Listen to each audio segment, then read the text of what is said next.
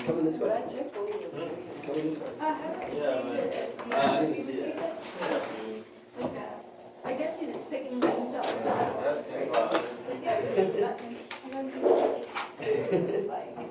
Yeah, you just think about it. I was really waiting about it. I didn't set that up, but yeah. I haven't gotten my copy either. They got I don't think it's set up. Yeah, I think this is fine. Just fine. You can do this. This is fine.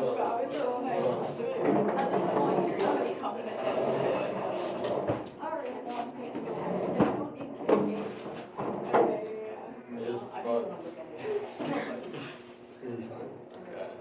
Alright. Just move it this way. I'm just leaving. I can't. There's no time to class anymore. If I don't come here before, I can't go any further. just come in. I think we gotta make It's 'cause ours. it's this side. We gotta make ours long. You said it's their fault? Yeah. It's. What are you in trying the to? whole room. I think that one's gotta. You want to move? Yeah. Oh shit.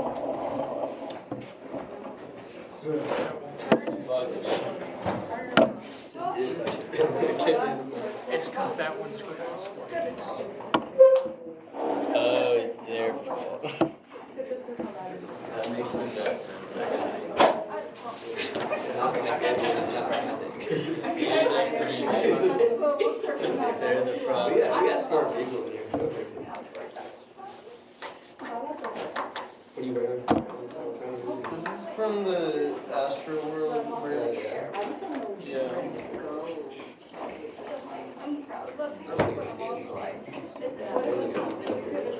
Yeah, I want to skip too. He's not working out. Like, he's uniform. I sent him the Word doc, where is it in my paper?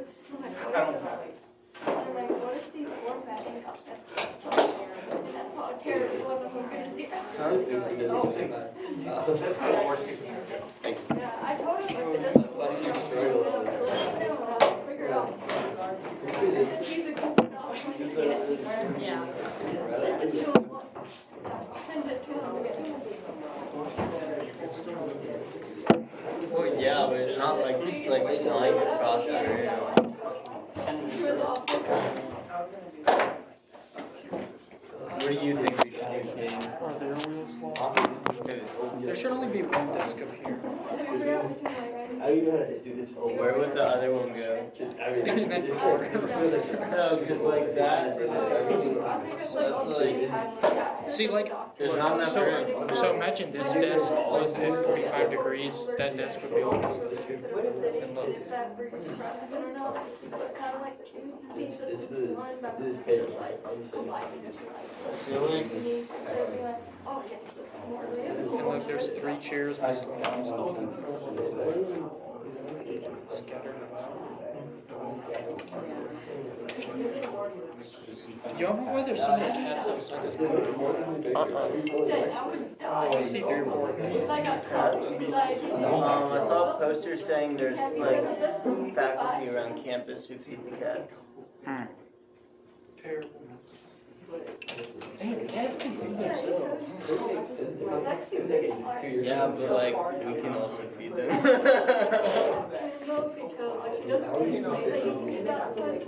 But if you bring them to like some statistics, I feel like you can just do it like analytically philosophy, I think. Okay. Instead of like actual philosophy, but like analytical. Like bring in like numbers. Is that your note-taking sheet? What? No, I'm figuring this out. You got your paper back? Yeah, I got it back like really late last He night. emailed me just saying that's what something. But I think I'm supposed to have a. If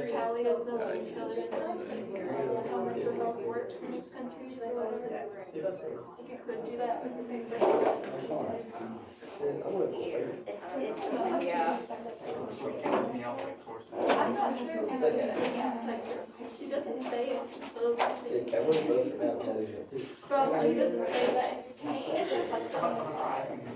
Amazing. So like, I tried not to do that for courses because I told him when I was doing my journal, like, Yeah, oh, this shit I think it's even wider than that, right?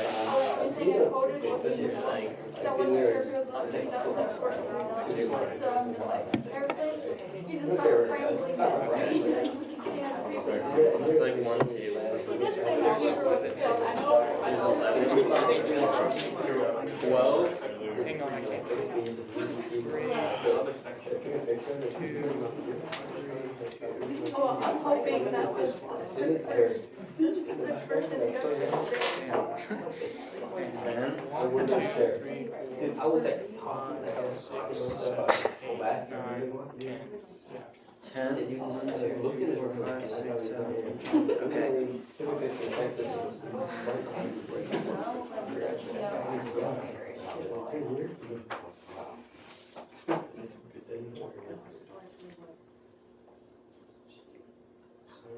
See, if the corner tables were inverted, it would be better. Do we think the There would be room's less- probably about like 4 tables wide, right? Like wall to wall. Yeah, that's what I have for like my. Yes. Maybe like 3, probably 3, because this cuts Like, off. probably like 5 long. it's a pretty No, because they like that. That's 3. Then I got it. Walls. Like every one I It's have. gotta be at least 3 inches. I mean, yeah, but the F doesn't. I'm trying to create a bounding box. See, if for every corner, these tables have to be short end tables. He's too busy. Today we're in another class. Oh, I'm gonna get roasted serotonin and end up buying something that I don't eat. That's cheap. I did this, and sometimes you just better reward. Did you give yourself serotonin? Just sit out of nowhere. Reward-based system for yourself. No, It's No, it's reward-based college. it has to be widened towards the wall. See, you have to short. Wait, what? Needs to be. Okay. Yeah. I feel like it's just the one we had this We should figure it out. Maybe just figure it out.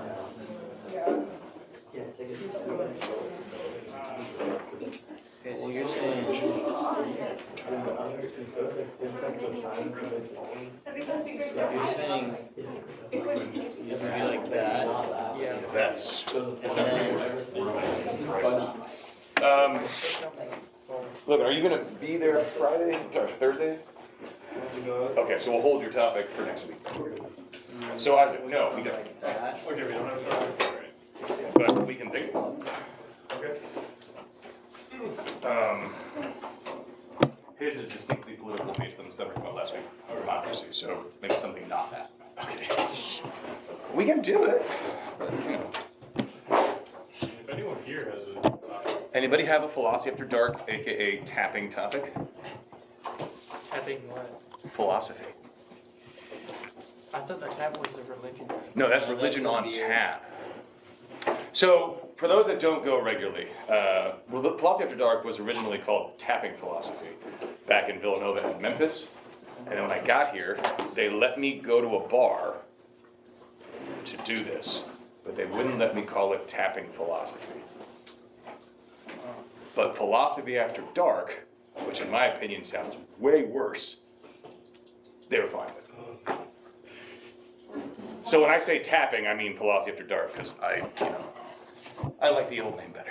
Why would they allow you to call it? Because it implied people would be drinking beer. Oh. And I said, you mean advertising that it's at a brewery isn't already doing that? But, so it goes. We have a new dean now, so maybe they'll let me change it. Also, after dark also implies that there would be drinking. Amongst other things. Yeah.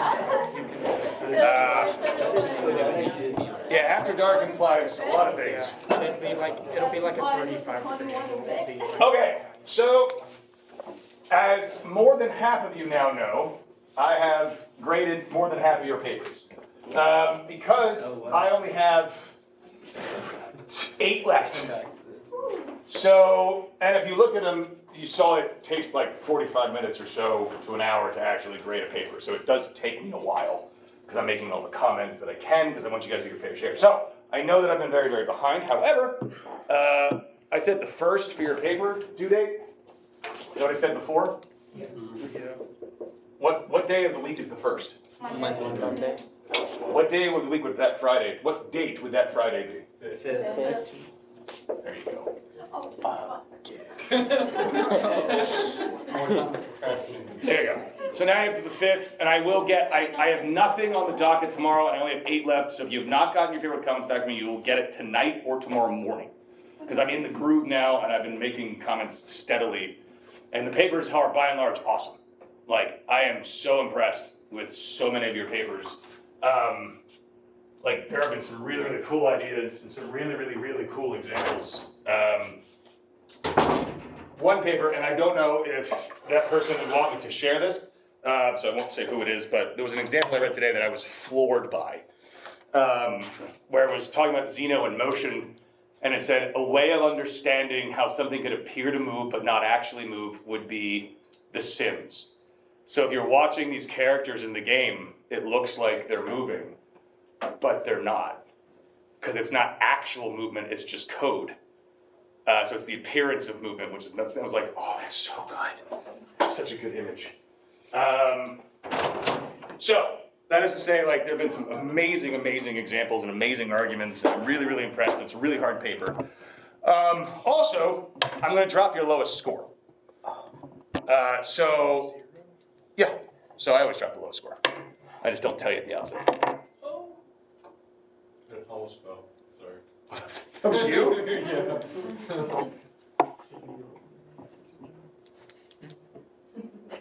How you doing, buddy? I know good.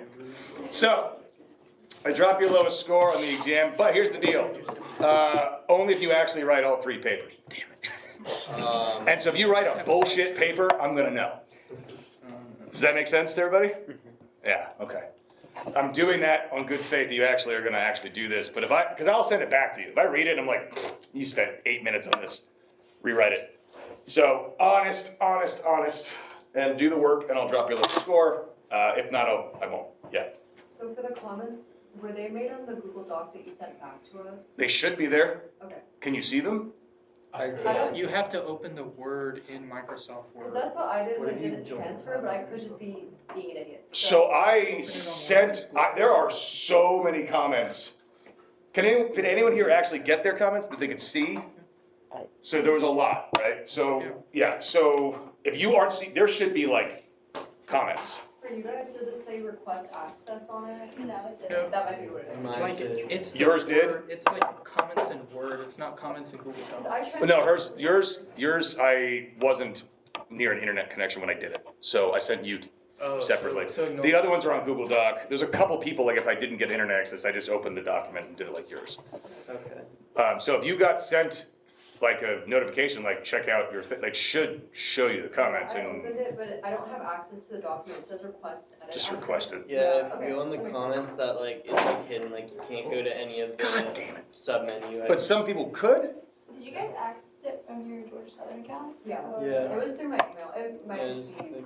I tried it like 5 I have like times, but I separate can't Chrome see it. profiles. Okay, so if you got one back that there was no comments on, I assure you I gave you comments. Because otherwise all you saw was a grade at the bottom.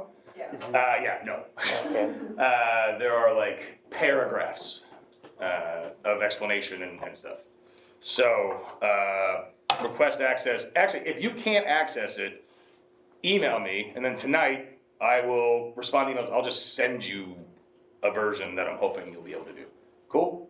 Because obviously, what's the point if you can't read the comments? All right. Come on in. All right. Okay. Actually, no, I take that back. I can't drop your lowest one. I'll let you rewrite one for points back. How about that? You can correct it. That's easier. That's better. You can like redo one you already did. Yeah, that way you still have to do a third paper. Okay. Because otherwise you could just AI it and be like, it sucks. What's up? You can still make one bad and rewrite. Yeah, you can make it bad if you like wing it and then they give you a bunch of comments and rewrite it, it'll work. Yep. Cool. So you still have to like write it good. You still have to write it good eventually. Maybe not by the deadline. Exactly.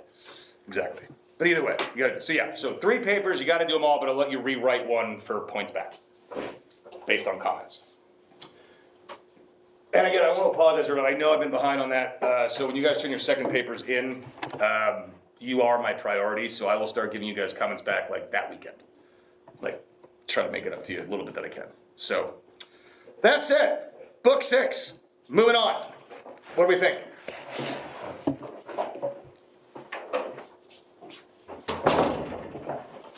Are we getting fatigued? Yeah. Just a bit. Only halfway through. It's just in general. It's like that. rough School, part of the yeah. And finals are looming, but not close enough to actually be. It's almost like you're stressed for reasons you can't quite put your finger on. It's all the assignments right before finals. Yeah, yeah. Well, so the third. Speaking of which, what week? Let's just get that done. What week is finals? First week. It's May. May 8th. It's like April 31st. It starts on a Tuesday and ends on a Monday. That's so dumb. Yeah. Sorry, wow. Because they give you Monday for reading, or Monday you have class on Monday? And then Monday's like the last exam day. So there'll be like one exam. April 30th is the last day of class. Isaac actually picked the dates. It I know starts it's that on week, though. Tuesday, because Monday's normally the day. But like that what? we off for I need to. What day? What date? Is finals? I think. Finals? For this class. No, it doesn't matter about this class. It's the week of the 30th. May. So first, second, third, sixth. Yeah, the last day of classes is the 29th, so the first day of finals will be the 30th. Yeah. Okay, so here's how we're gonna do this. Your third paper is technically gonna be due the first, if you want comments with the opportunity of rewriting it. Otherwise, what's the last day of finals? I think it's the 4th. The 4th? Otherwise, Yeah. 4th by 11:59 p.m. So you can do mine last. Cool? But if you want comments, gotta be by the 1st. I'm gonna cut that off because otherwise, just keep going. So, good. Suppose that so you're picking whatever grade paper you have the lowest on is the one that you would be wanting to gain points back on. Right. Could we like potentially turn it in earlier and you would evaluate it on a rolling basis in order to give us time? So yeah, if you turn it in earlier, I mean like, this is currently, I can give you a snap grade without comments. Because I could be like, right now, real quick, this is where you're at. That way you know, like, okay, how about I turn it in as is, you'd give me comments, and then I'll rewrite it. Yeah. Yeah, I'm absolutely, because if I'm just reading it and giving it a grade, it takes me like 5-10 minutes. Sure. Comments takes a lot longer. Right. Right. But yeah, I'm 100% on board with doing that. So if you write a third paper, you just want to know what the grade is in its current state with no commitment whatsoever, then yeah, sure. That works for me. I like that. Because then you're like, should I keep working on it? Because it might be the case where you're like, I'm like, it's an 85 as is. You're like, good enough for an A, so keep it. Sure. Okay. Yeah, I want to make it as easy as I can for everybody here. Oh, fuck! Where am I on swear words, by the way? +1. We need a lot more. He just said one. Pick up the pace. I'm pretty sure it's like 78, but let me.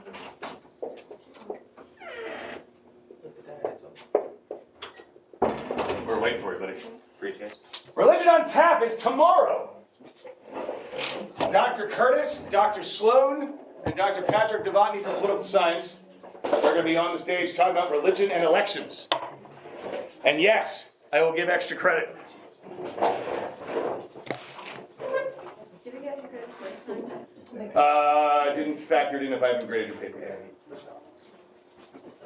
Yeah, You did factor it in if you have graded. What? 79%. I'm at 79. Did you count that one? Yeah, that's Okay. 70. I got to point it to my mouth. You did factor it in if you have graded our paper though. Yes. And how many points was it? I don't remember. How many points did I say? Because I gave 3. What did I say I was going to give? Like 10 or 15. That's not true. Because in my head, I was thinking a third of a letter grade. Did I say different? Does anyone remember? I thought it was like at least like 35. We'll do 5 then. So extra credit for the study abroad Yeah. thing. Like Oh, going where to you guys West went and talked? I did not add that. I still have that sheet though. Email me, and I'll verify it. Okay. You guys are gonna have really good grades on your papers. Yeah, I remember that. Okay, so religion on tap tomorrow night. Again, we have 2 professors from religious studies up there.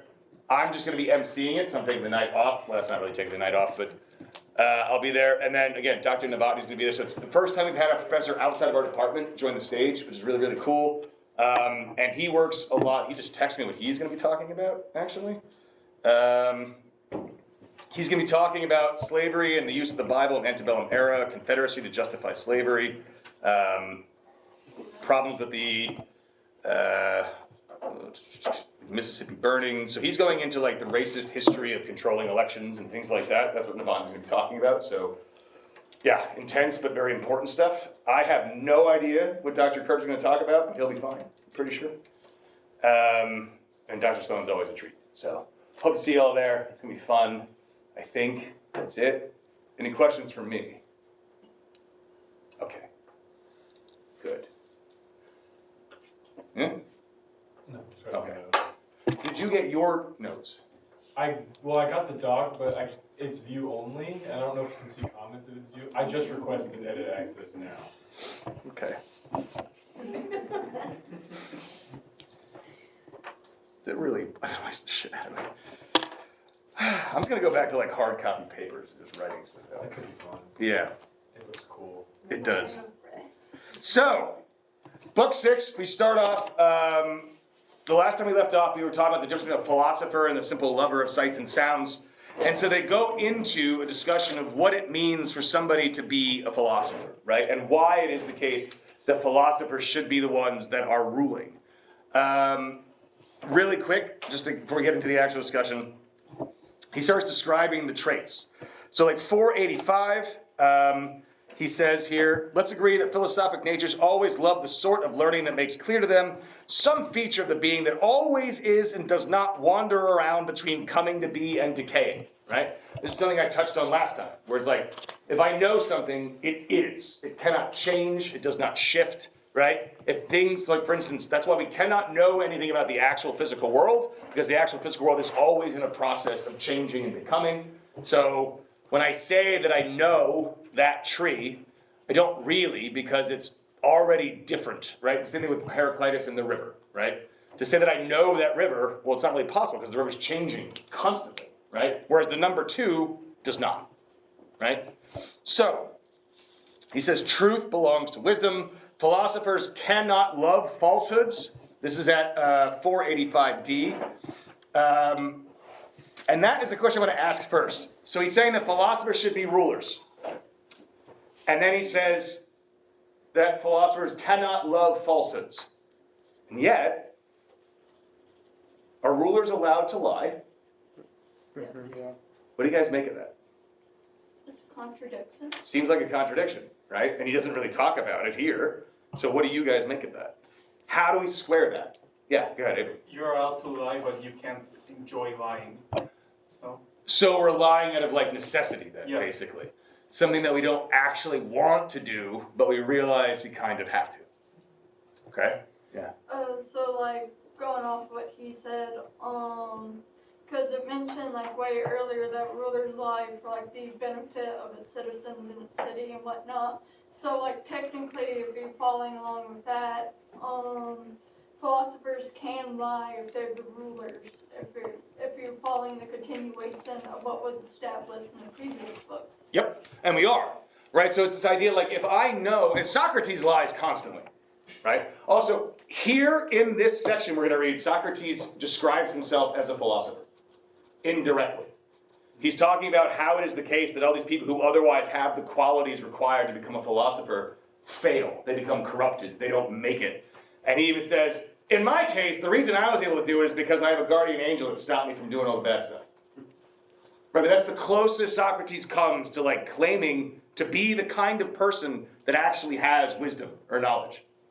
Right? He puts, not directly, but it seems like he's positioning himself as this kind of person, which is really, really fascinating. And he like says, it's only by divine dispensation that I was saved from the viper pit that is Athens, basically. Which is pretty awesome. So hand over here.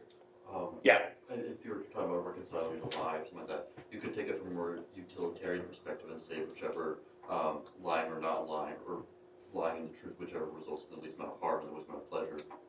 No, exactly.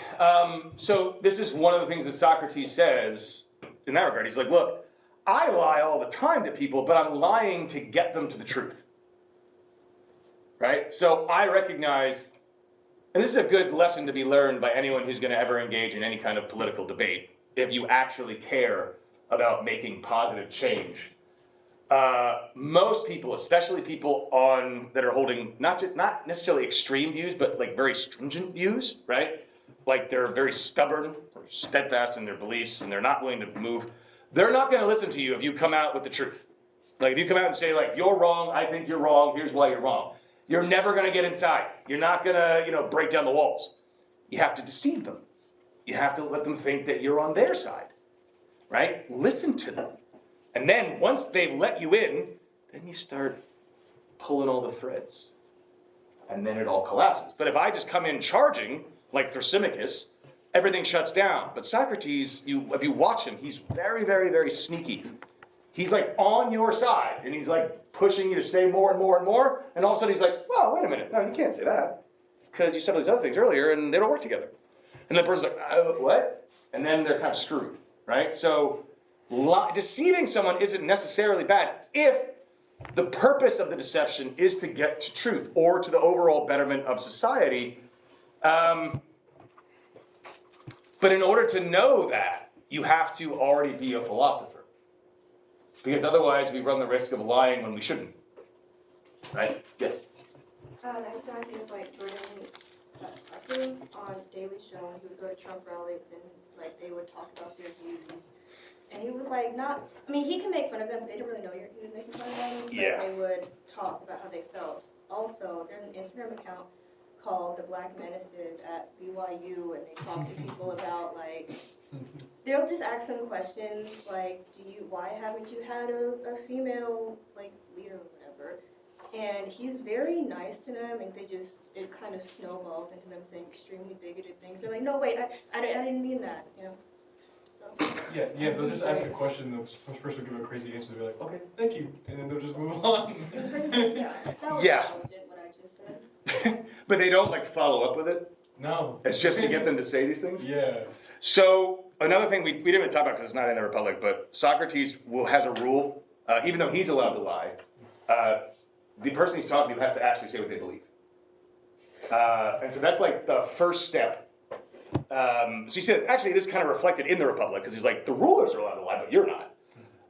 So for him, he's like, look, if you don't actually say what you believe, then we can't ever actually get anywhere towards the truth because like, then we're just both kind of lying at each other. It's like, so we're trying to figure out if you know, so you have to say what you believe, but that's funny, they do the first part. Well, the kind of question they would ask would just be like, do you think slavery is bad? And then you get these like, well... Oh, God. Yeah. And then you get these like, well, it was bad in this, but this aspect... No, and... they don't like talk about or actually think about their views on this, so I feel like it forces them to actually think, what do I think about that? Hopefully they, That's true. It gets them to at least think about it.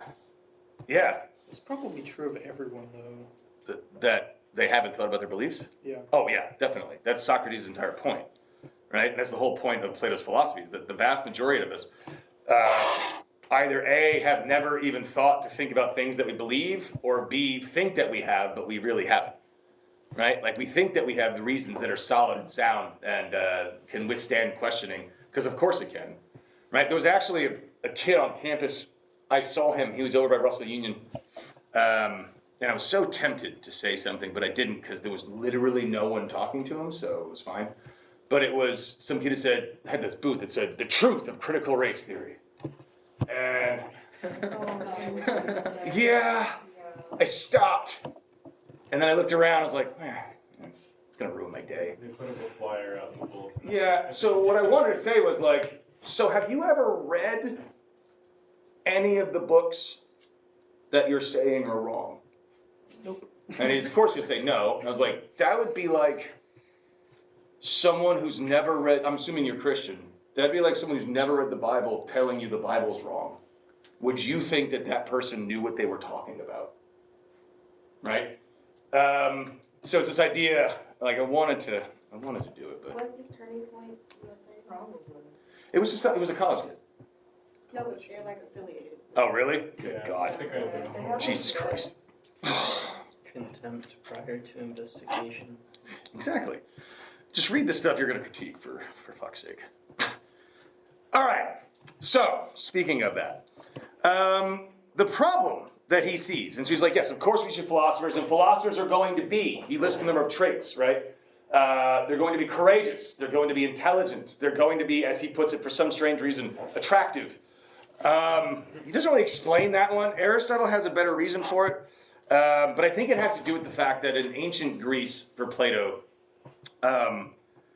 political life, right, was of the utmost importance, especially for people who are going to like affect change in society and actually improve things. And given ancient Greece's attention to the importance of beauty and as it's tied to virtue, so a traditional values within Greece would be that beauty, if you were a beautiful person, that implied that you were a good person because the gods would not make a good person ugly. Right? And if you were a hideous person, it was like, you're probably a bad person because the gods are punishing you for being corrupt.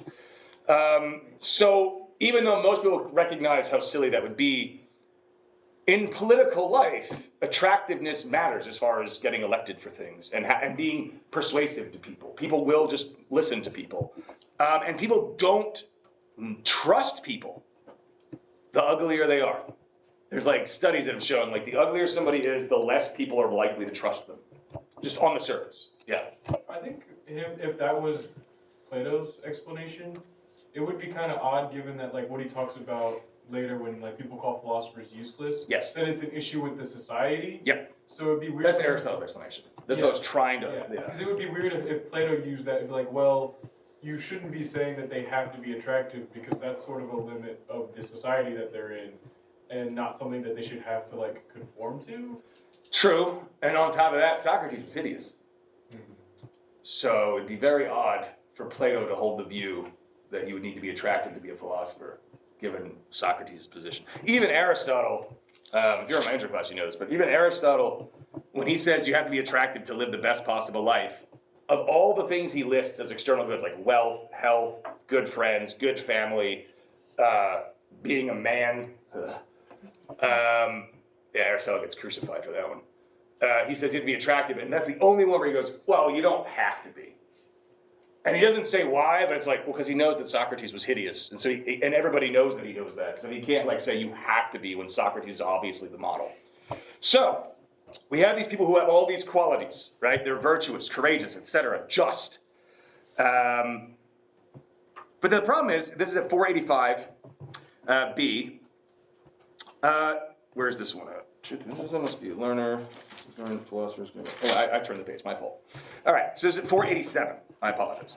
He says, is there any objection you can find then to a pursuit that no one can adequately follow unless he's by nature good at remembering, quick to learn, high-minded, graceful, and a friend and relative of truth, justice, courage, and moderation, right? So we have the 4 cardinal virtues. This is basically at 487A. That is the description of what a philosopher ought be.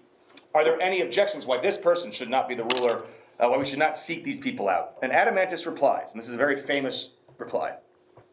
No one would be able to contradict the things you said, Socrates, but on each occasion that you say them, your hearers are affected in some such way as this. They think that because they're inexperienced in asking and answering questions, they're led astray a little bit by the argument at every question, and that when these little bits are added together at the end of the discussion, great is their fall, as the opposite of what they said at the outset comes to light. Just as inexperienced checkers players are trapped by the experts in the end and can't make a move, so they too are trapped in the end, have nothing to say in this different kind of checkers, which is played not with discs but with words. Yet the truth isn't affected by this outcome.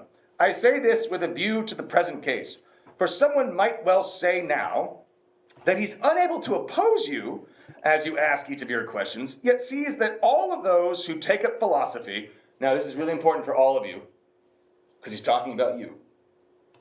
All of you who take a philosophy, not those who merely dabble in it while young in order to complete their upbringing and then drop it, but those who continue in it for a longer time, people will say that the greatest number of them become cranks, not to say completely vicious, while those who seem completely decent are rendered useless to the city because of the studies recommended. If you were to pick two stereotypical representations of philosophers that people who don't study philosophy would describe a philosopher as, what would they be? Ted Kaczynski and Nietzsche. Ted Kaczynski and Nietzsche. What does that mean? Those are people. What does that mean as a stereotype? People going crazy in the woods. Okay. I think the two are like the ferocious debater who will never just let you say anything, and then there's the more like artsy one that's like, well, if you think about the complexities of, you know what I mean? My yellow versus your yellow. Yeah. Like Yeah. the same people are the ones who end up leeching off their parents in their basement or garage, either or. What was that first part? I heard basement garage. What was the first part? The guy, the second example he told was the guy who also lives or is leeching with all his parents rather than living. He was the kind of guy who at 18 already knew like, yeah, this is home. Yeah, no, exactly. So when I think of, when I was an undergrad, what people typically think of philosophy majors, right? There's a Simpsons clip, I don't know if you guys have ever seen this, you might because you're philosophers, where it's a news report, it's during a downturn in the economy, and as he's walking past this line of people in line to like apply for jobs, he goes, with this new downturn in the economy, people beyond philosophy majors are now beginning to feel the hurt. Right, so this idea that like you tell someone you're a philosophy major, the first question they're always going to ask you is what? What are you going to do with that? Where do you wait tables? Yeah, so do you work at McDonald's or Starbucks? Which one is it? Right, like it's this idea that philosophy is completely useless. That's what and so Adamant is saying this. He's like, look, I agree that philosophers should be the rulers. I'm just telling you, even if nobody like objects to your position here, it's because they feel trapped. But I'm going to tell you what they actually think. Is that philosophers are either A, useless, or they're that asshole at the party who won't shut the fuck up. Right? Quoting Nietzsche, standing next to the keg. I had a friend like that. Yeah. Gives all of us a bad name. And so these are the options. It seems like philosophers are either these sort of vicious debaters, always trying to be right, blah, blah, blah, and everyone hates them, or they're completely useless. That's the stereotype. And so for the next few sections, Socrates tries to debunk that. And he says, I will explain to you. So he doesn't say, like, let me defend philosophers. He's like, I'm going to explain to you why people think that. Because if we think about it for a second, it works. So this next section, 48, very famous.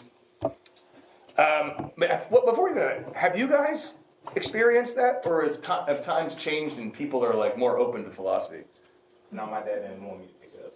Yeah, mine neither. Yeah. I never got that.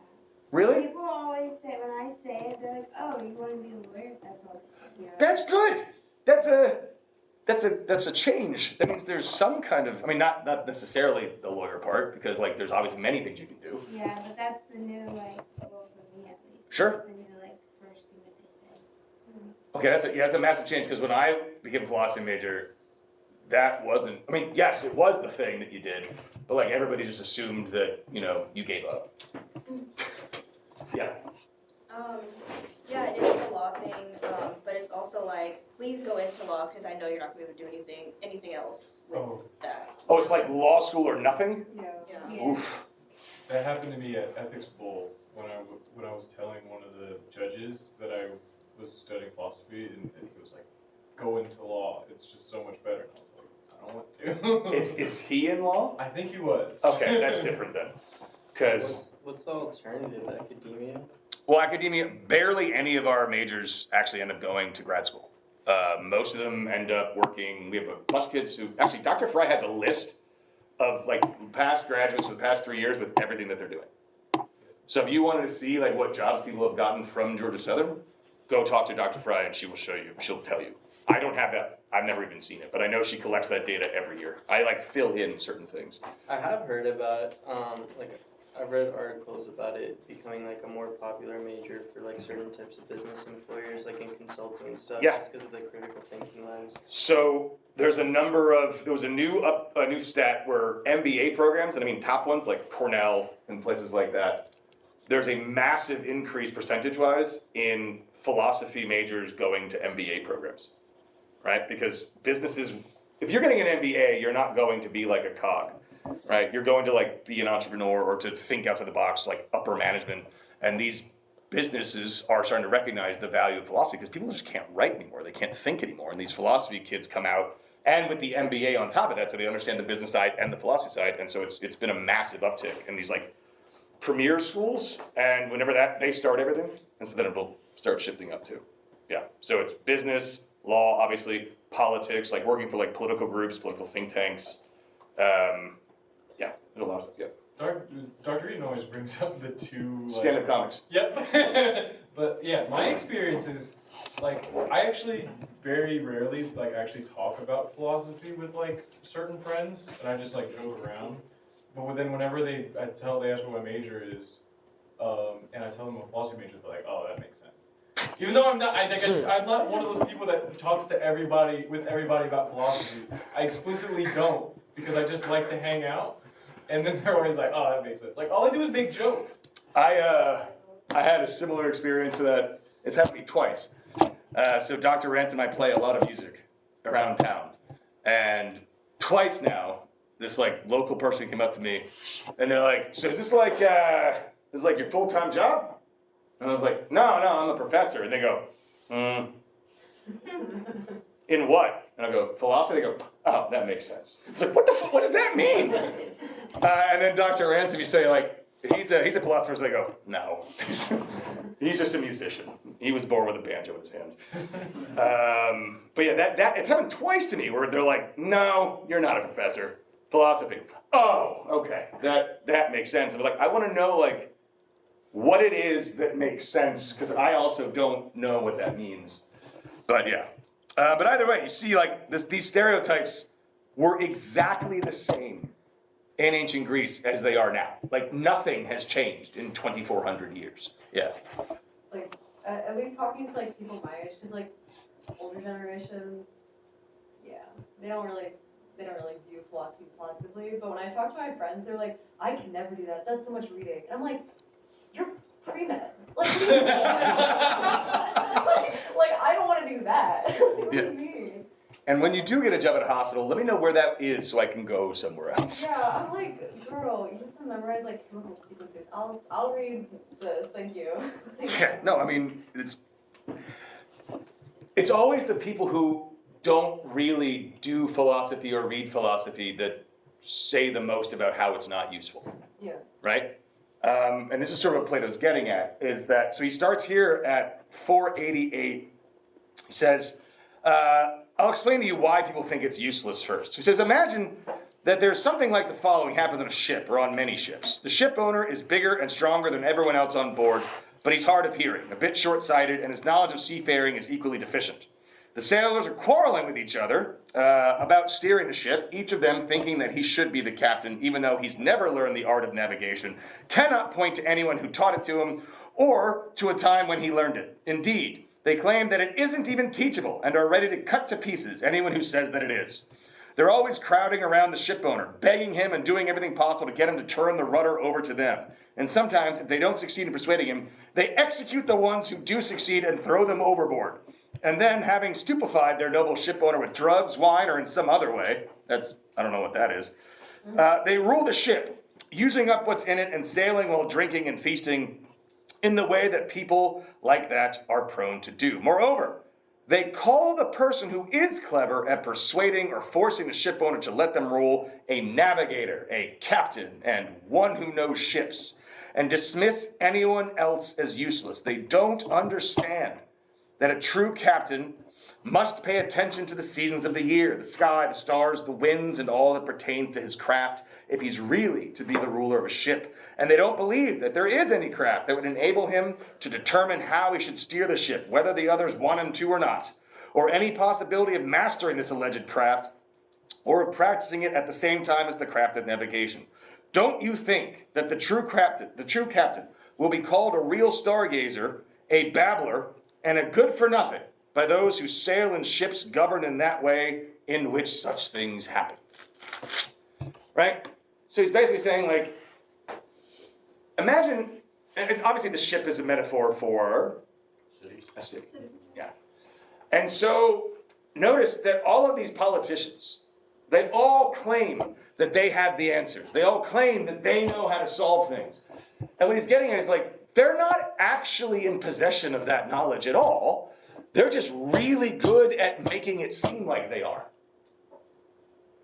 Right? And so, if I don't know how to run a city, and someone says they do, am I in any position to say that they're wrong? No, I'm not.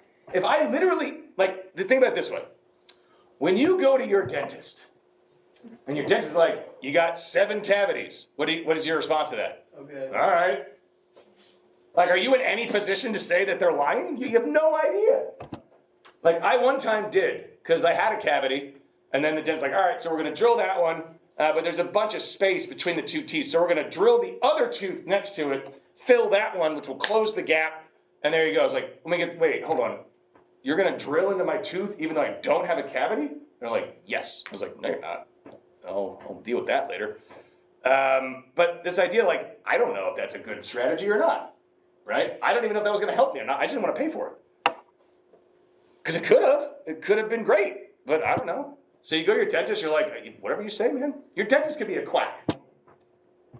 And there's nothing that you could do to know that unless you learned what? Dentistry.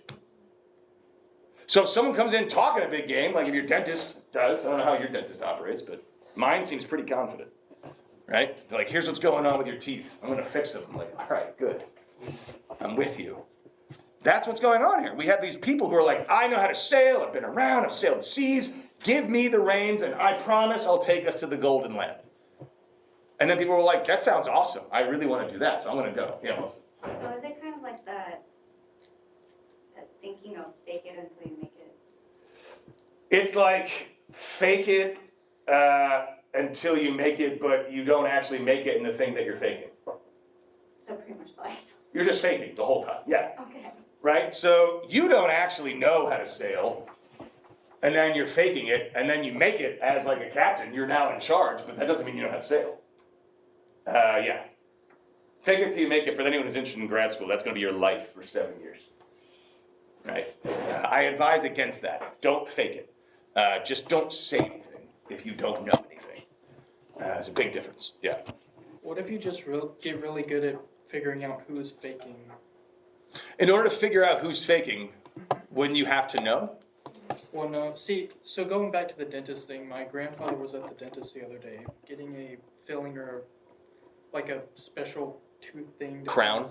Yeah, that. And as he looked up, the dentist was looking up installation videos on the internet. So he immediately knew that the dentist was faking. He didn't actually know how to install the crown, and then got up and left. What dentist is this? It was in Alabama. Oh, Yeah. That sounds right. Yeah. that checks out. They're saying, That checks out. I'm assuming that like the dentist in that situation is wrong. But like when my dad's an orthopedic surgeon, and they do have like published videos of like surgeries being done as like a way to like prepare and like remind yourself of like the sequences you need to do. Now doing it right then, like my dad would watch those at home, and then he has the operation the next day, and he also already knows how to do it. It's just like it's like studying. Yeah. But yeah, probably in the room is probably. That's horrifying. But short of that, right, if he didn't look up, he would have no way of knowing, right? And then just because your grandfather found out that that particular dentist was a quack, sounds harsh, but I'm going to go with it. Does that mean he's in a position to now tell that other dentists are? well, you can look for that same behavior. Well, yeah, but... I don't know, not really. But like, another thing, like, you can kind of tell if someone's being fake. Like, I don't know. Not everybody can. Intuition. I'll explain why I know that. People would never like perpetrate like large frauds like Elizabeth Holmes or whatever. Right, so most people are actually very gullible. If you were to poll, I would say, like, grab like 10,000 people and poll them and ask them whether or not they think the political candidate they're voting for is at least partially trustworthy and means what they say. I bet you that most people would say yes. But we in this room know differently. What? Cause I like to think of myself as someone as decent critical thinking. But the amount of times where like a TikTok will start out, and it's like the first and second they say stuff, and then they said that they were lying, and because it was to make a point, and I like was believing what they were saying. I was like, oh. Just get like a little sad. Yeah. Yeah, like every single time I come home and Pam's like, so did you know? And she says some fact. And I'm like, did you get that on TikTok? And she went, yep. I was like, did you verify it by a second source? She goes, no. I was like, do that. And she doesn't care. She's like, no, I want to believe it. I want it to be true. So I get that. And when you do find out it's false, right? But that, I mean, to your point, so what happens? Your grandfather sees that, and now he's going to be in a position to like be a little bit less trustworthy of dentists, right? So that's like the first step. So Socrates is kind of the person, right? Who's like really good at figuring out if people actually know what they're talking about without being in a position to know the thing they claim, right? So he's like, I don't know anything about poetry, but I know that you don't either, right? So he's figured out how to ask the right questions. Most people don't know how to do that. And most people are really easily swept up in like the sort of rhetoric, right? The skill of the oratory of the person, right? So this is the person who like wins the captain's race. And what's doubly bad about this, he says this. This is at 489b. A little above that. He says, I don't think that you need to examine the simile in detail to see that the ships resemble cities in their attitude, blah, blah, blah. Then first tell this simile to anyone who wonders why philosophers aren't honored in cities, and try to persuade them that there would be far more cause for wonder if they were honored. And then this paragraph is great. He says, next tell him that what he says is true, that the most decent among the philosophers are useless to the majority. Tell him not to blame those decent people for this, but the ones who don't make use of them. It isn't natural for the captain to beg the sailors to be ruled, I just lost my train of thought, by him, nor the wise to knock at the doors of the rich. The man who came up with that wisecrack made a mistake. The natural thing is for the sick person, rich or poor, to knock on the doctor's door, and for anyone who needs to be ruled to knock on the door of the one who can rule him. Yeah. Yeah, that's what I was gonna say about that, is that like people here are like pursuing power as if it's like a good in itself, when they should be understanding power as like a signifier of like goodness. And so like to have power means you are good. And there's like a similar circumstance when it comes to people promoting their music on TikTok, where they view success as a signifier of their goodness, and so they choose to market in a way that is like is very much, they're like fishing for people to listen to their music first. Yes. Before justifying that their music is good. And so like your job is not to go door to door and say like, please listen to my music, please listen to my music. Your job is to make good music, and then people will listen. Exactly what he's saying. But also, do you guys find any problems with that? So, what he has just said is that nobody recognizes the value of philosophy, right? Or the value that philosophers hold towards society. But now he's saying it's not the job of the philosophers to explain why they're valuable. So, again, this is Dr. Wallace's field, so we won't be going to an in-depth conversation of it. But something that happens a lot when you're talking about philosophy of race and queer theory and any philosophy that's focusing on marginalized groups. When people are arguing against it, it's like critical race theory. Quite often people say, like, it's not my responsibility to explain to you why this matters and why this experience, like, you have to do the work yourself to actually understand what's going on.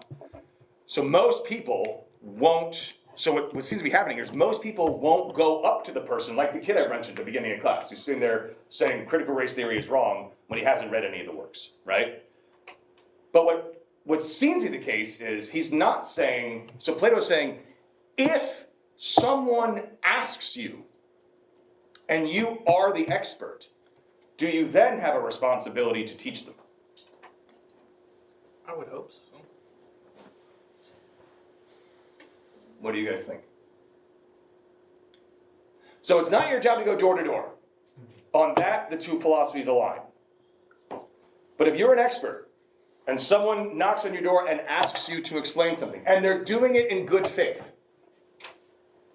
do you think that you have a responsibility to tell them? So in other words, he uses the metaphor of a doctor. If you go to a doctor and ask for help, can the doctor say, it's your responsibility? Legally, no. Legally, no, but I mean morally. I just juxtapose that with something else, like say the doctor is busy with, like, I don't know, 1,000 different patients, and you knock on his door in the middle of his 999, and like he's ready to go home. Sure, yeah, so you knock on his door, you're the 1,000th patient of the day, you are bleeding out the side, and the doctor's like, look, man, I'm sorry, I've already healed like 999 people, you're just gonna have to bleed out. Would you then say that doctor is a good doctor? No. No, but at the same time, I'm just playing devil's advocate. yeah, Right, at the same time, if I'm in his shoes and I'm that tired, I feel like it'd be more of a detriment for me to work on you than for me to say, okay, let me do this, and then doing it in good faith, but in bad execution. Right, and so this is actually a really important point you make, that it's a detriment to me, right? Mm-hmm. So one of the points that Plato is going to make about ruling and about bringing justice to society is that it is a burden to the person who's doing it, right? This is not something that the ruler, if they are truly the best kind of rulers, this is not something that they want to do at all, but feel obligated to do because they are precisely the kind of person who is actually capable of helping. So in a sense, there's an absolute sense of sacrifice for Plato's rulers, that it's a responsibility that comes with the knowledge, right? Now, yes, of course, there's going to be limits to this, but that's also why there's more than one ruler, right? We have an entire team of guardians that are helping each other consistently. And so again, it's not the guardian's job to go tell everybody why they're great and why they should be in charge, but if someone said to the guy who was like staring up at the stars and like tripping over rocks because he's charting things, like, hey, what are you doing? He would tell them, right? This is why I think there's a distinction there. Like, at what point are you, if you are in possession of knowledge, at what point are you obligated to share that knowledge? Or are you never obligated to share? Because another side of Plato's Republic, and where he gets criticized, is it's often criticized as a caste system wherein we have guardians who have knowledge that they do not share with others. Because, as Plato says in the Republic, this kind of knowledge can be very dangerous. Any field of philosophy, especially ones that deal with ethics, in the wrong hands can be used for horrible, horrible things. Right? So, do we as philosophers have a responsibility to not tell people things until we know that they are ready? And is the work done by the individual at the outset the evidence that we need to see that they are sincere?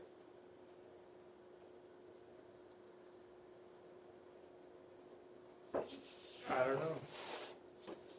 The equivalent would be the doctor being like, did you disinfect it? Did you do anything? You just came straight here? Right? I don't know, what do you guys think? Like, do you think that there is an onus of responsibility on the individual to attempt to learn something? And do you think that knowledge can be dangerous if that person has not been given, or not at least acquired, some kind of understanding of it? It was hands, yeah. Yeah, I was gonna say in the context of like philosophy of race, I think most people who aren't experts on those things, they do want to teach people, but often the framing of teaching from the kinds of people who are like requesting to be taught can lead it to be where you're only teaching this thing so that certain people can just feel more comfortable with themselves. Mm-hmm. When a lot of times the people who are the experts in these things are experts also in the context of like rehabilitating a political system, but that gets marginalized in favor of just like comforting people, like certain people. Exactly. And I think like the metaphor I guess I would use is that like if we think of these people as like artists, the only kind of work they get to do is the work that is commissioned by other people and not the work that they actually want to be working on. Right. So the idea being like, if you were genuinely interested in this, you would have already have done a lot of groundwork on your own, and you would be coming with questions that are informed questions. Not simply stop everything you're doing right now and explain this to me so I don't feel like an asshole anymore. Yeah, and there's often the threat of like, if communication becomes focused in that way, the whole field can like lose its like analytical rigor, I suppose. You have to simplify everything because instead of like doing the serious work you want to do, you are just here to like communicate it to everyone else who doesn't understand. No, exactly, and that's actually a point that Plato makes, right? So a little bit further on in this, he explicitly says like, we cannot teach what he calls like proper argument, which then gets translated to dialectics. We cannot teach dialectics to people who are not ready to learn it, because in order to do it, like if we teach it to them too young, we have to dumb it down to the point where it's not really what it is anymore. And further, then people misuse it if they don't really understand what they're using, right? So similar idea too. So Plato is very wary of how this knowledge is transmitted, but at the same time, so it seems like the Republic is offering contradictory reports here. It seems like he's saying like, we should be teaching people this, but at the same time, he's like, we need to be very cautious as to how we're teaching people things. Because he says over and over again in this section, the majority of people are ignorant and don't care. They actually don't care about the truth. They, to your point, almost exactly, when you said that they want to feel better about themselves, most people, he says, are simply in a pursuit of pleasure. And a pursuit of pleasure can simply mean the alleviation of pain. Right? So if I feel uncomfortable and I just want to know the answers and I'm pushing, are my motivations actually sincere? Am I actually coming at this question in good faith? Or am I just doing it to stop feeling bad or to stop feeling uncertain or to stop feeling so anxious about things? Right? And that's going to matter, because if that's your motivation for Plato, then you are not the kind of person who should be receiving this kind of information. Yeah.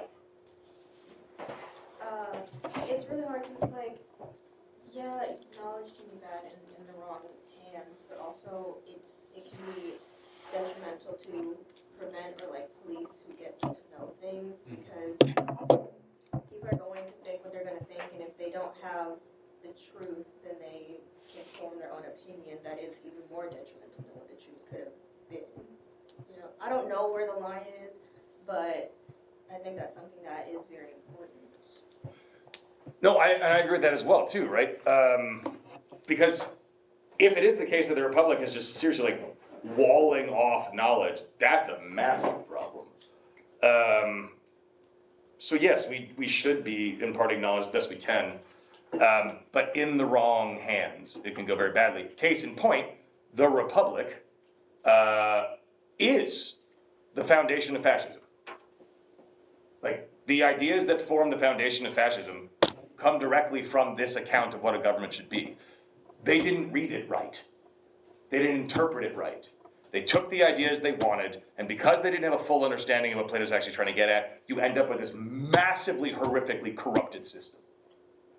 An idea that I would argue, and I do believe, that Plato does have the best interest in heart. There's some shit in this that I'm like, I'm not okay with that. I think we all know what those are. But the idea in general behind it is, I think, one, as we're reading through this, and I hope that you're seeing it too, it's not as simply as straightforward as Plato's a fascist. Because he's not. And yet you can also see how these ideas can get corrupted. Same thing with reading Nietzsche. Nietzsche is an incredibly dangerous thinker. Right? If you read Nietzsche and you don't really know, Nietzsche is incredibly nuanced. But if you type Nietzsche into Google, the first thing that'll come up is famous nihilistic thinker. Nietzsche is the opposite of a nihilist, but you wouldn't know that if you don't actually read it. On a surface, you get, again, Nazism, right? And so these ideas are dangerous. They really, really are. And so we have to treat them with care, but at the same time, to deny access to these ideas to groups of people seems problematic too. And then the question becomes, and this is the question that's always get pushed to Plato, who are we to decide who does get to learn these things and not? Yeah. So I've kind of been grappling with like the first slide you presented, the lie of the metals, for a while, because like a lot of their, I guess, their system for teaching and things like that is reliant on the guardians, but then he admits that the system could be wrong and that the lie could be proven false. So it's like you're building this whole system and where you have almost like a hierarchy of knowledge, but you also recognize that you could be incorrect on who deserves to know what. Yeah. So it's like, it just makes this complicated system of like, you're giving people the power you're afraid of giving them, or the power of the knowledge that you're afraid of giving them, and then preventing the system from almost repairing itself. Because it's like you could have people who like regress in the classes, but you can't have people ascend in the classes. Like you can't have a farmer become a guardian, you know? No, you cannot go from farmer to guardian, Yeah. but a guardian could be born to farmers in theory. Yeah. Although he doesn't explain like how anyone but the in your guardians has lifetime, babies. You can't No. improve yourself No. and become a guardian. No. So it becomes problematic because people acquire knowledge and understanding and throughout experience things like that. So as you develop as a person, you don't get a pivot. You don't get to like develop at all. No. So it's kind of. Yeah, it's decided for you, basically. The only way it could work, like within the guardian class, in theory, right? So if you're a soldier, and then you put in the soldier class, and then through battle you develop battle plans, like it can become very obvious to the other guardians, like, oh, and remember, you have had the same education as the other guardians along the way, but the producing class hasn't. Yeah. Right? So it's like, they would have been really smart, but they were just a little bit lazy, so they didn't shine early on, so now we missed out on a mathematician. Yeah. Right? So it is, there are deep problems in the way that Plato's setting this up, but there's also but like, again, as we're reading through it, there's also stuff that's like not as, well, I guess, the stereotypical understanding of the Republic, I think, is problematic, but that does not to say that it's not flawed, because it is. And the question that we have to ask ourselves is the same questions that Plato's asking, right? So like, if it is a fact that knowledge is dangerous, how do we decide who to teach, how to teach them, and are we justified in denying knowledge to people? It's a problem. Okay, so from the useless side, at 491, we get into like how it is that philosophers can be corrupted, because there's two options, right? It was either they're useless, and then people think that they're useless because they have no idea what philosophy is. Just like, if you don't know that navigating the seas requires looking at the stars, if you don't know that, then watching someone navigate via the stars, they look like a moron, right? They look like, a crazy person, actually, right? And so they seem completely, utterly useless. But then we have that other side, which is that they seem corrupt. And this starts at 491, where he says, we must now look at the ways in which this nature is corrupted. So again, that nature is, going back to 47, someone who is quick at remembering, quick to learn, high-minded, graceful, a friend and relative of truth, justice, courage, and moderation. So like this very well-rounded, very talented person. And some of the reasons, if you guys want to write this, the reasons he gives, like why they have to be quick learning to be true philosophers, he's like, because if you are not good at learning, like if it takes you a long time to learn, it's painful. And people don't typically continue to do things that are painful, even if they know that they're good for them.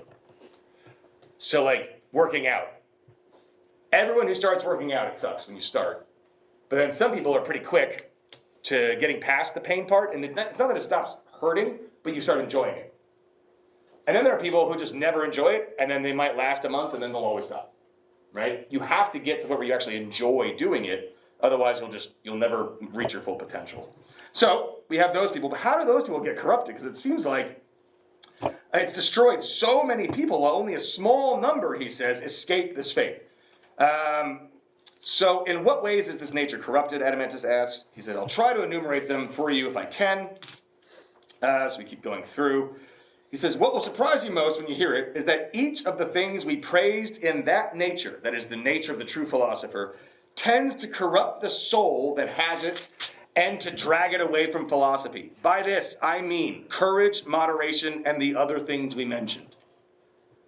What he's suggesting is it's precisely courage, moderation, and justice that are the main culprits in corrupting the soul of the person.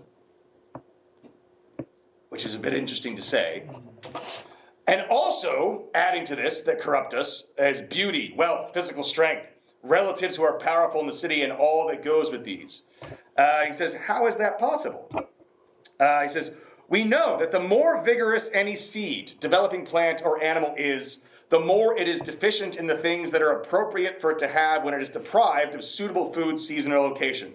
For the bad is more opposed to the good than it is the merely not good.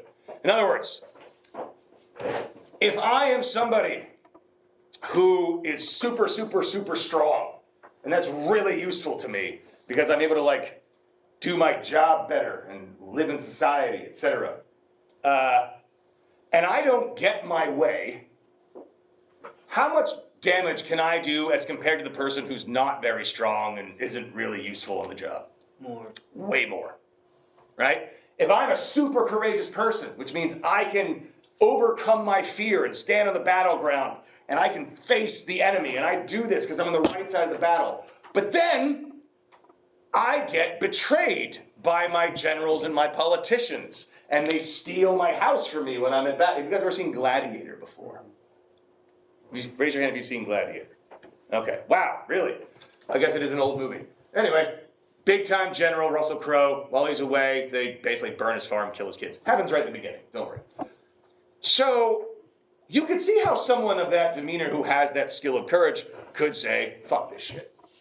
And then use that courage to go do a whole lot of stuff to destroy that regime that a regular person just simply would not have the courage to do.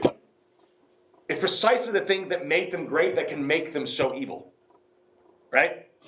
So, he says, then won't we say the same thing about souls too, Adeimantus? That those with the best natures become outstandingly bad when they receive a bad upbringing? Or do you think that the great injustices and pure wickedness originate in the ordinary nature rather than the vigorous one, as it has been corrupted by its upbringing? Or that a weak nature is ever the cause of either great good or great evil? If I'm a weak person, I can't lead anyone to anything. It takes strength and courage and resolve to take on the responsibility of leadership, even if it's towards a bad cause. So the very qualities that would make me a great leader will make me a bad one too, is what Plato's suggesting, if I'm brought up incorrectly. It says, now I think that the philosophic nature, is 492, the philosophic nature as we have defined it will inevitably grow to possess every virtue if it happens to receive appropriate instruction. But if it's sown, planted, and grown in an inappropriate environment, it will develop in quite the opposite way, unless some god happens to come to its rescue. Or do you agree with the general opinion that certain young people are actually corrupted by sophists? That there are certain sophists with significant influence on the young who corrupt them through private teaching? Isn't it rather the very people who say this who are the greatest sophists of all, since they educate most completely, turning young and old men and women into precisely the kind of people they want them to be? What's he referring to? Sophistry. Well, yeah. What was Socrates accused of? Corrupting the youth. Corrupting the youth. Who actually corrupted the youth according to Socrates? The very people, no. The very people who, he's like, look, it seems like these sophists that take money and educate the youth are the guilty ones when it comes to who has corrupted them. He's like, but sophists, think about that, they take money. In order to continue to get paid and paid high rates, what do they have to offer the masses? Tell people what they already want to hear. What they want to hear. And since sophists are themselves not actually good people, they do that. But if the people actually wanted to hear the truth, then these very intelligent sophists would teach them that. So yes, the sophists are corrupting them in a sense, but really the corruption happens when the mob is dictating what is or is not right, what is or is not important. The mob is corrupting its citizens. What do you guys think? Well, so Yes. Yeah. So I don't understand how he's criticizing the mob for acting in interest, like acting in ways to make the sophists tell them what they want to hear, but also is refusing to educate the mob in the first place on why that is bad. Socrates isn't. Remember, Socrates went out and would talk to anybody who wanted to listen. The problem he's going to point out, and this is why he says you know, it's not really the responsibility of the philosopher. And again, you can critique it, and I think you're right too, in a way. Because it seems like what Plato is suggesting here is different than what Socrates did, right? Socrates went out in public squares and just started talking to everybody, right? Plato's like, whoa, we don't want to do that, right? But what he's going to say is the mob isn't actually interested. The majority isn't actually interested in knowing the truth. All they care about is personal pleasure, right? Most people, even if I told you the truth, they don't want to hear it. Most people don't. Don't answer. But if you went to the doctor and it turns out that you had an illness that you were most certainly going to die, excruciatingly painful death, right? Don't just answer right away, but think about it. Would you actually want to know that? Or would you want to continue living the way that you're living right now? Like, think about the burden that that knowledge would hold in the way that you act. We all think that, like, of course I want to know that, but if you really, really thought about it, some of you probably wouldn't want to know that. And so Socrates' point is, like, most people don't want to know. I've talked to a ton of people. Like, in other dialogues, like, I've talked to a ton of people. Most people, they don't care. They don't want to know, and then when I tell them something they don't like, they get uncomfortable and they leave because it's making them uncomfortable, right? We can't convince the majority of people to actually care about the truth. And so the problem is, of course, that all these people want personal pleasure.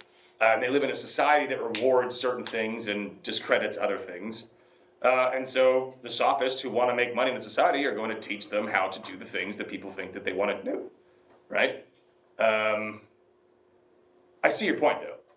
But this is like one of those contradictions where Socrates seems to be the kind of person that, like, we need to take philosophy to the masses. Like, we need to. Like, we need to teach everybody this. Because, sure, we're going to get some people who don't care. But if we don't do it, then we're missing out on all this potential education and could solve a lot of problems. Plato seems to think that there's a greater danger in randomly just telling people things or educating them, because you are basically opening the door for someone who's way too corrupt learning something that they shouldn't, learning a skill that they shouldn't. Does that make sense? Yeah. So there is a contradiction. Yeah. You're right. In the Republic, he seems much more guarded. And there's probably a reason for that, is they killed Socrates.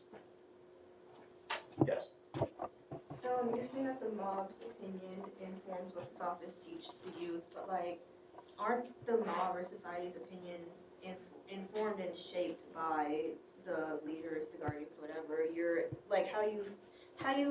ideals and your beliefs are informed by, like, your government and your culture, which is informed by, you know what I mean? So. Yeah. Do you mean, when you ask that, so I can clarify, do you mean in Plato's perfect society here, or just in any society? In general, like, okay. the place that you live, your ideals are going to be informed by who is leading you.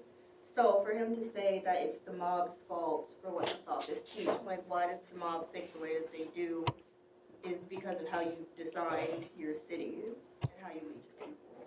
Yes, so Plato is writing in the middle of Athenian democracy, right? We live in a kind of a democracy. Do you all think it's the case that the politicians that are running for office actually hold the views that they hold? Or do you think they present the views that they present because they think that'll get them the most votes? Well, it depends, because every now and then you'll get someone who's like, okay, maybe they're being genuine. I think the ones who get elected would be the latter, but there exists the former. Sure, of course there exists, idealists. But as Plato even says, like, they're few and far between.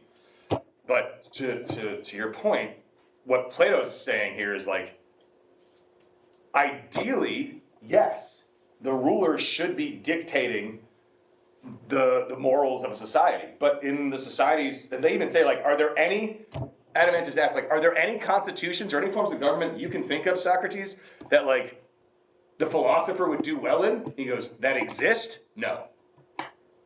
Because, like, think of a democracy, like, people will say whatever they think you want to hear, right? Whether it's actually good or not, or they believe it. They're catering to the whims of, I'll give you a great example.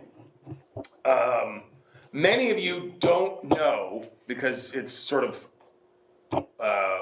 how old were you all when Trump got elected in 2016? Like 12. 12. 8th grade. 8. 12 or 13. Okay, so prior to Trump, you don't really have any awareness of what politicians were like, effectively.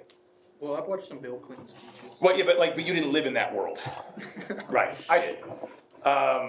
So prior to Trump's election, the idea that any politician would, and I'm not, if you're conservative, I'm not making a critique on conservatism. I'm pointing out a phenomenon that has occurred that would never have occurred prior. So Trump gets elected, which is like beyond what anyone thought would happen, right? Because of the way he was presenting himself on stage in the debates. It was bizarre. Like, he was insulting people. I mean, like, directly insulting people. Not their policies, like their hands, right?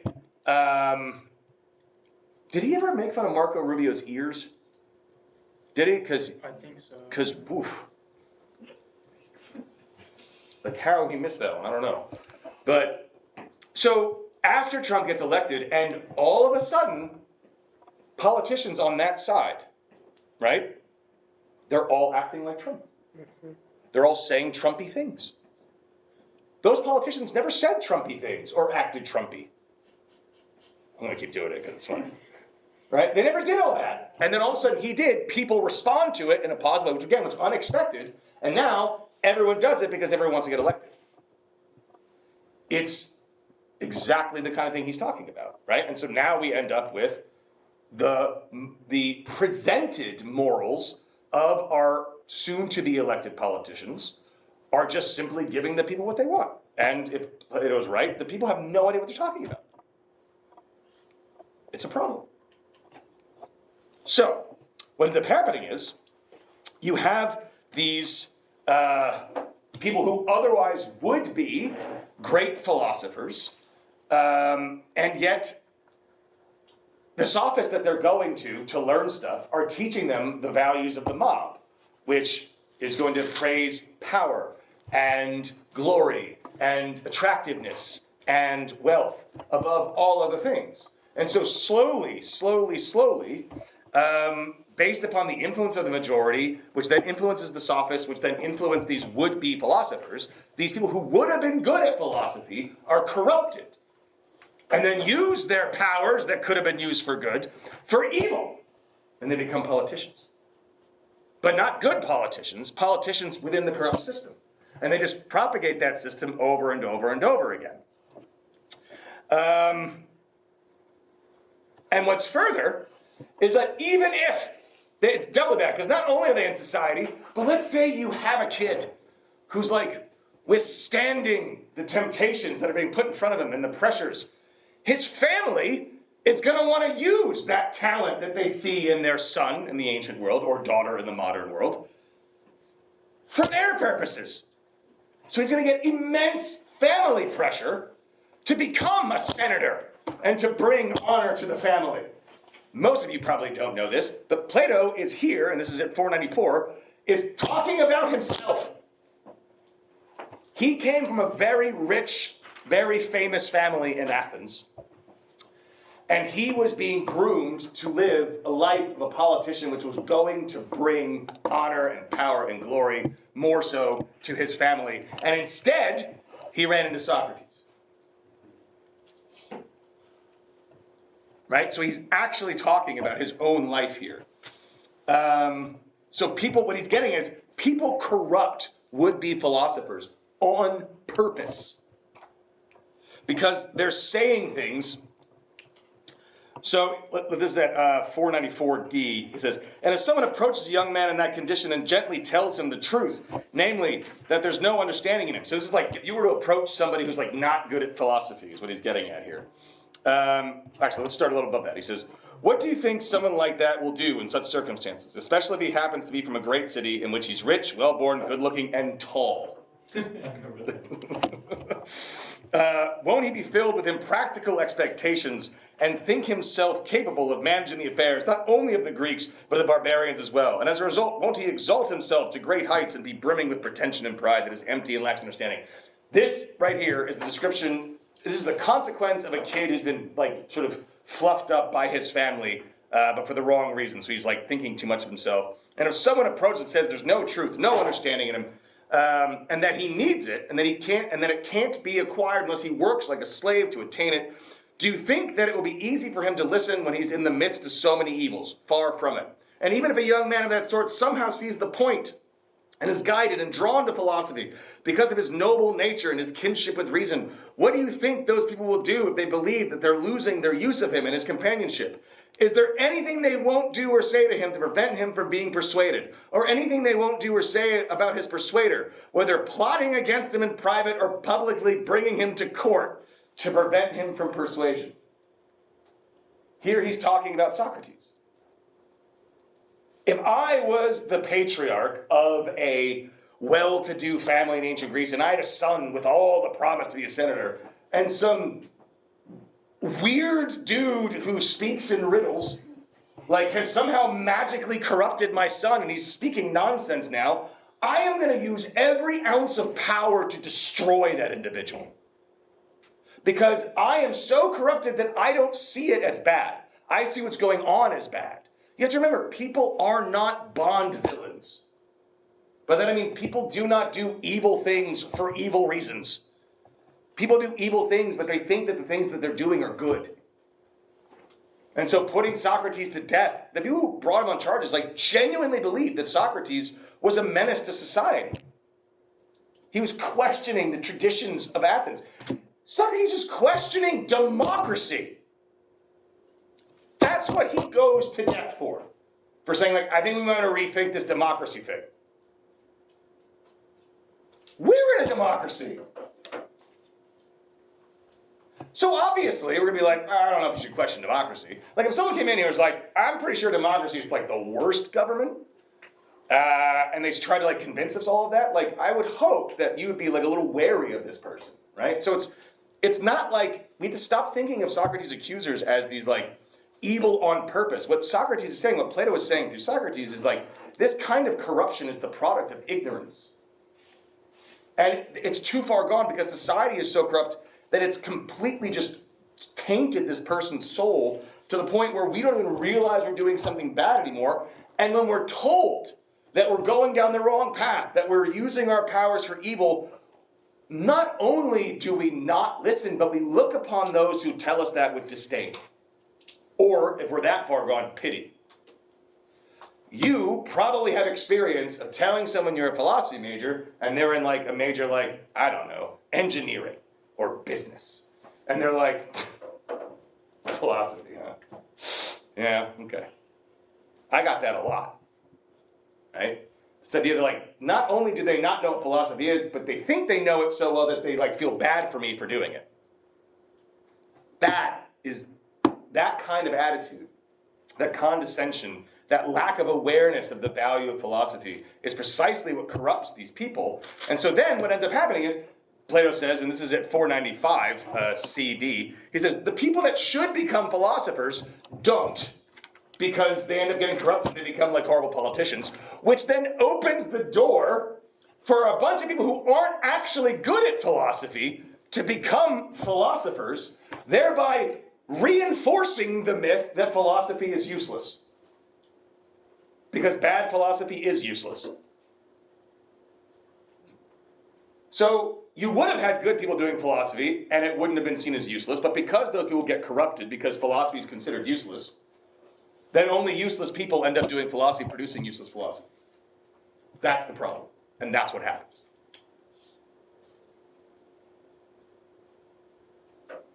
What do you guys think? It's a real tangent. How so? I mean, he was talking about, we've been talking I know we're about past time, but stuff yeah. like that, and he brings up, yeah, philosophers rule, and they're like, really? And he's like, oh, well, that's a whole other thing. And then he basically got a second apology, is basically what book 6 has been. Yeah. Defending philosophy. Yeah, it's very valid, but it doesn't fit with like a lot of the other stuff they say, I guess. If you guys have to go, you can go. But yeah, go ahead. We're past time, right? We got a minute, you sure? Wait, no. Now I passed. See how great this is? Philosophy is useless, but why was it originally called? it's originally thought of as useless because people don't understand it. So like the example of like the ship, so like if I was, say I own a ship, right? And I like, so like, let's say it's a luxury yacht. If I put a yacht, a pad of paper, like, I need to captain my luxury yacht. My inbox is filled with a bunch of people clamoring for the job.